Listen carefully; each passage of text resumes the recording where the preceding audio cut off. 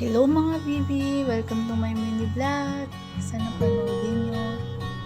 Binibideo ko lang si Dada habang nagluluto ng inihaw na bangus with at least. May palaman ko pala yan na hipon. Yan, kinukuha nyo na yung pan. Prepare lang siya.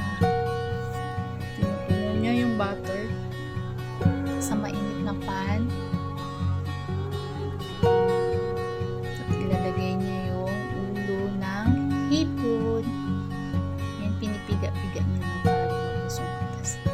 Kasi totoo naman yung katas.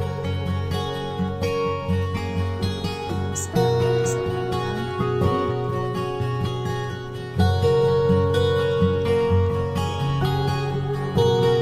Sunod yung sibuyas, kamatis, at bell pepper.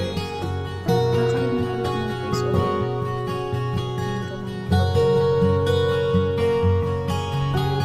Hindi ka lang magagawa. Boring na ako. Take na ako ng mga video na dati ko napapanood. Ayan na nga. Sinunod ko yung laman ng hipon. Nilagay niya ng asin. Alam niyo ba mga bidati yung hipon, mga kabila ng 90 ngayon, 60 guys. Siguro dahil sa manipulation. Tapos nalagyan ng paminta ko ng ganyan na ulo ng mga hipon. Kaya maglalaro kami ng sayang. Kasi lalagay ko sa soup.